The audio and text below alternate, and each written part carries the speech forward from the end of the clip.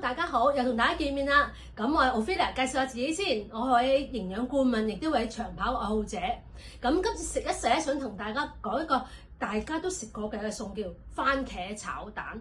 我諗呢個餸其實係男女老幼都啱食，同埋咧個個食到咧食完咧都會覺得可以撈碗幾碗飯嘅。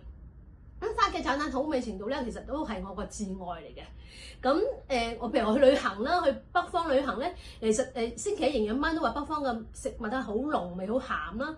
咁我哋去食嗰陣時就好鹹之，仲好多好辣啦。咁我哋每餐都叫番茄炒蛋，可以幫佢調和翻我哋啲咁濃味嘅食物。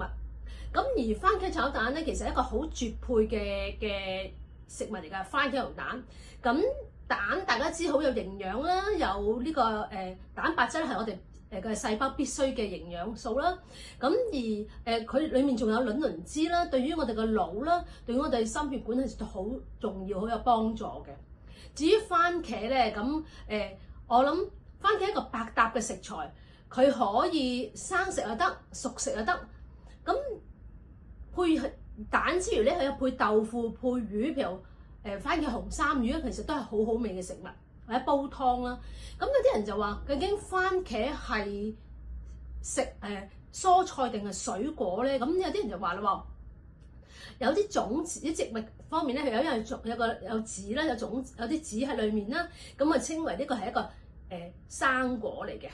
咁亦都有台灣啲人就以佢甜度啦，一大啲嘅番茄咧，佢因為淡啲，咁我哋就做蔬菜；而車厘茄細嘅番茄甜啲咧，佢係當係水果。其實咧，我又覺得呢個分法咧其實不盡然。其實有時去食沙律嗰陣時，除咗個車厘茄俾我哋去食沙律啦，其實沙律有時咧，我見到啲人係將啲番茄大個番茄切到去一個細嚿咁樣啦，咁其實一樣都可以做到沙律嘅，實唔一定係話要車厘茄甜先可以就咁食咯。咁其實普通嘅番茄切細佢都可以就咁食嘅。咁其實番茄呢個營養素咧，佢本身生嘅話咧，佢有維他命 C 啦，有植物營養素啦。咁呢個咧就係維他命 C 其實煮熟咗，其實咧佢就會流失咗啦。但係番茄佢個色其實係紅色啊嘛。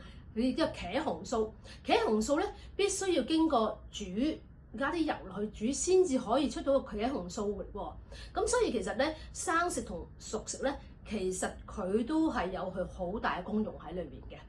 咁今次我仲諗咗兩個番茄炒蛋，其實可以平時就係煎熟嗰啲蛋啦，然之後咧將啲等埋一邊，然之後將啲番茄煮熟咗之後咧，就撈啲蛋落去。